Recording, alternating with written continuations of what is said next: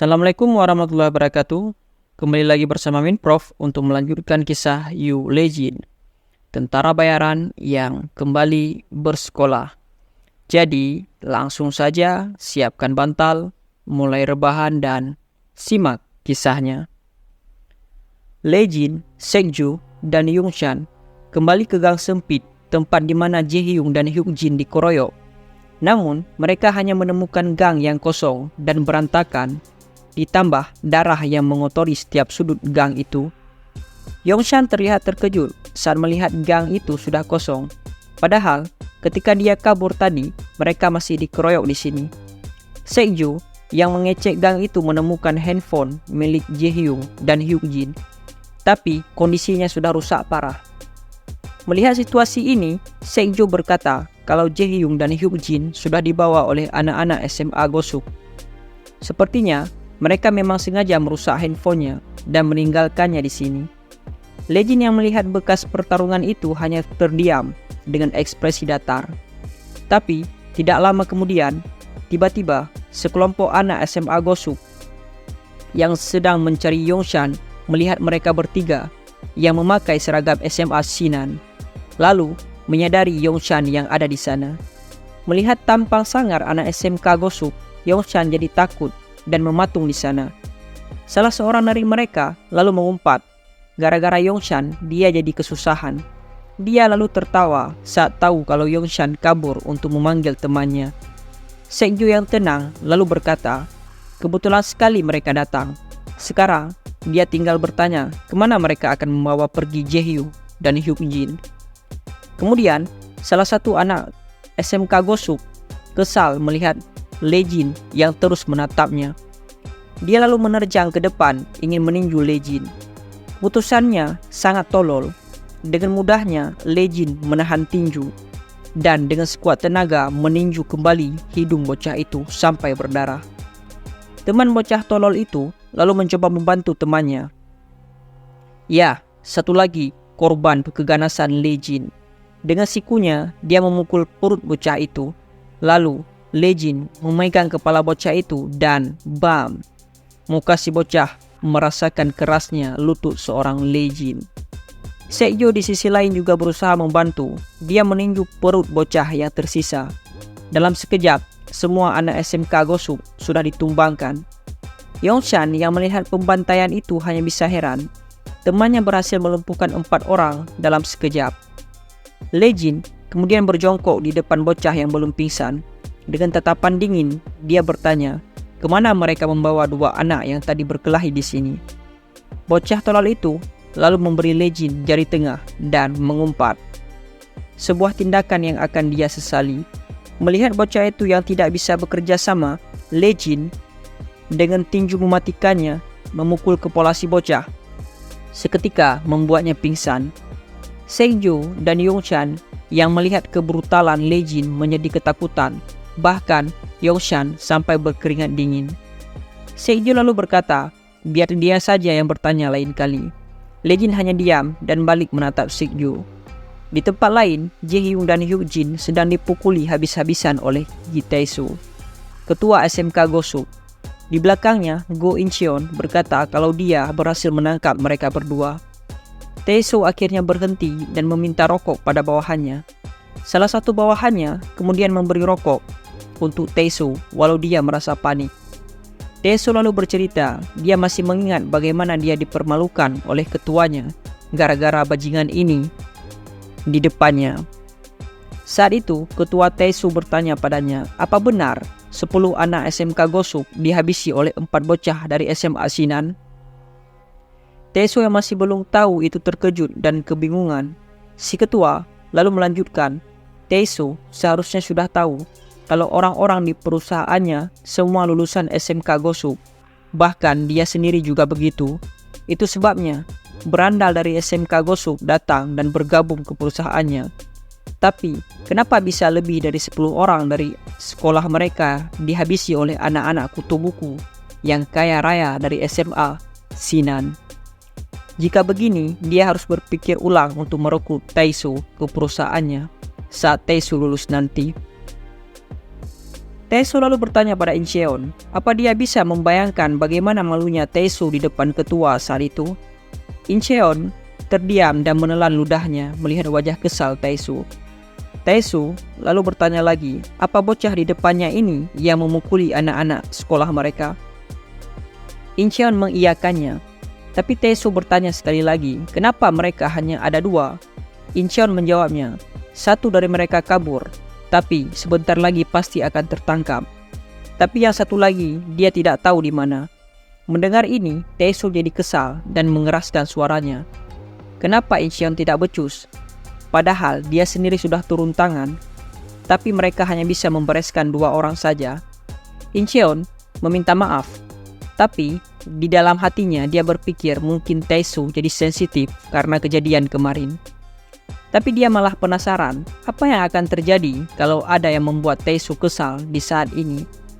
Taesu kemudian menyayangkan Incheon yang kalah dari bajingan kurus kering dari SMA Shinan. Dia lalu bertanya pada Jaehyung dan Hyukjin, siapa orang selain mereka berdua yang menghajar bawahannya.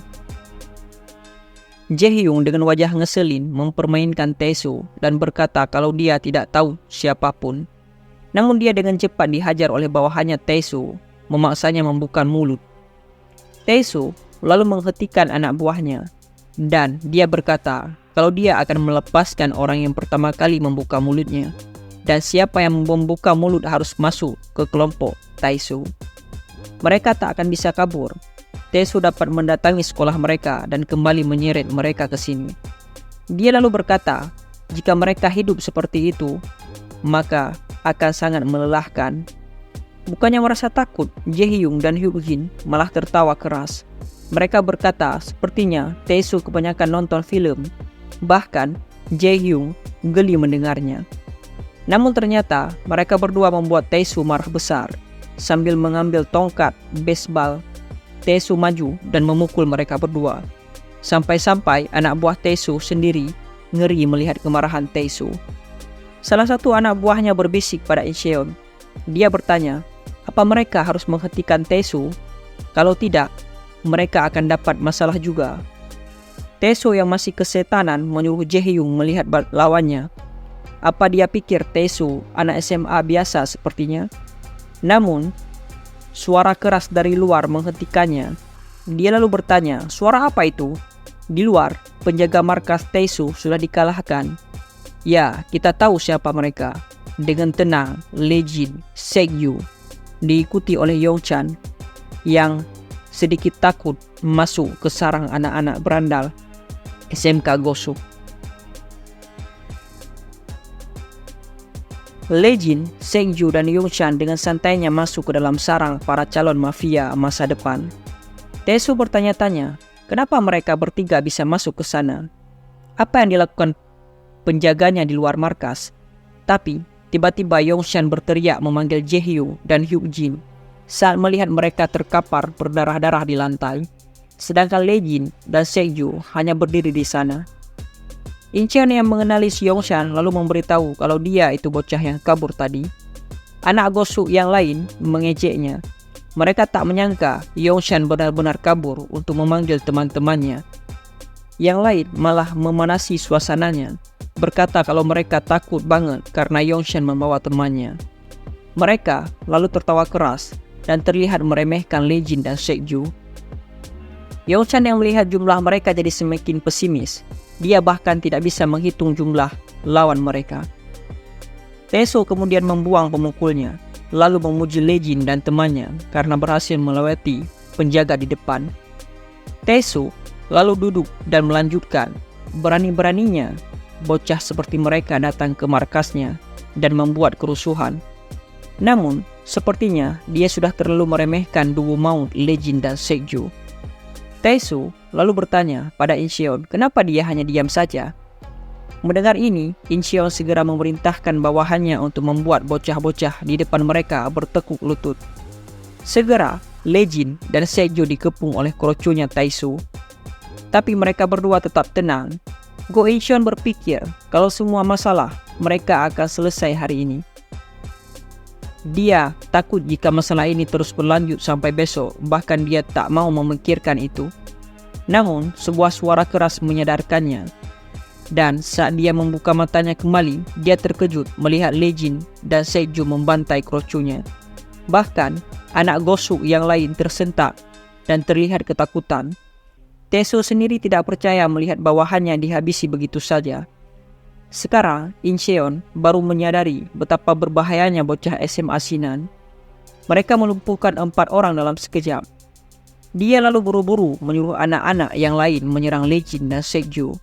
Kalau ini duo maut SMA Sinan dengan tenang menghadapi puluhan bocah Gosu. Bahkan, saat tidak memegang senjata pun, Lejin dengan mudah membantai lawannya. Dia melompat ke depan, membuat bocah-bocah Gosu keheranan melihatnya. Seikju di sisi lain sedikit kesusahan, namun tetap saja anak-anak Gosu bukan tandingannya. Yongshan yang menyaksikan pertempuran epik itu hanya bisa kagum melihat dua temannya melawan puluhan orang, namun mereka bahkan tidak kelihatan lelah sama sekali. Lejin kemudian mencengkram leher salah satu bocah di depannya, lalu mengarahkan kepala si bocah ke lututnya. Di sisi lain, Seikju menendang lawannya sampai terjungkal ke belakang. Dia lalu bersergap bocah berbadan besar di depannya. Sebuah tinju siap menghantam wajahnya, tapi dengan kakinya dia kembali menendang lawan di perut. Seikju kemudian membanting kepalanya ke belakang sampai hidung si botak yang menahannya mengeluarkan darah. Seikju lalu melawan balik, membuat si botak terbanting ke depan. Taesu dan Wu Encheon yang melihat tragedi pembantaian itu bergidik ngeri, mengetahui kalau dua bocah di depan mereka menghabisi seluruh anak-anak SMK Gosu di sana. Setelah beberapa saat, akhirnya Lejin dan Seikju berhasil membantai semua bawahannya Taesu. Tapi mereka berdua tidak terlihat lelah sama sekali. Bahkan Taesu sendiri terkejut melihat 30 orang bawahannya dihabisi oleh mereka berdua. Tiba-tiba, Lejin dengan wajah datarnya menatap Taesu, membuat Taesu bergidik ngeri. Lejin kemudian berjalan perlahan ke Taesu. Go Incheon yang berdiri di dekat sana ketakutan dan mundur perlahan saat Lejin melewatinya. Namun, tepat sesudah Lejin lewat di depannya, sebuah tinju menghantam wajahnya Incheon sampai dia terjatuh ke lantai. Ternyata Seikju melihat Incheon lengah dan meninjunya. Taesu lalu bangun dan kembali memegang pemukul sambil meneriaki Lejin bajingan. Tapi dalam hatinya dia bertanya-tanya, dari mana datangnya bajingan monster seperti ini? Dia mengira kalau Lejin sudah lelah karena pertarungan tadi, dan dia menunggu Lejin maju sedikit lagi. Saat berada dalam jangkauannya, dia pun menyerang Lejin. Ternyata sebuah usaha yang sia-sia. Lejin menahan serangan itu dan memukul leher Taesu, membuatnya kehilangan fokus. Lejin lalu memegang kepala Taesu dan dengan sekuat tenaga menghantamnya ke lutut. Dan Taesu menjadi korban lain dari keganasan lutut Lejin. Tapi saat dia mengingat kalau sampai kabar dia dikalahkan oleh bocah SMA biasa bocor, karirnya di organisasi akan tamat. Sehingga dia memutuskan untuk menggunakan pisaunya. Namun itu hanya membuat Lejin lebih mudah melumpuhkannya. Lejin mengunci Taesu lalu membantingnya ke bawah. Dan akhirnya pembantaian SMK Gosu resmi selesai. Dan di saat yang tepat itu, Jae-hyung dan Hyunjin tersadar dari pingsan mereka dan bertanya, apa yang terjadi di sana? Mendengar suara mereka berdua, Yongshan berteriak histeris, lalu bertanya, apa mereka baik-baik saja? Hyunjin yang masih gemetaran balik bertanya pada Yongshan, apa dia kelihatan baik-baik saja? Jae-hyung di sisi lain memberi Lejin jempol, lalu berkata, walau di dalam game, rank Lejin hanya bronze, tapi di dunia nyata, ranknya Challenger. Seikju, Lejin, dan Yongshan yang mendengarnya terdiam kebingungan. Akhirnya, semua selesai. Maka, berakhirlah kisah Yu Lejin pada hari ini. Min Prof pamit undur diri. Sekian, Assalamualaikum warahmatullahi wabarakatuh.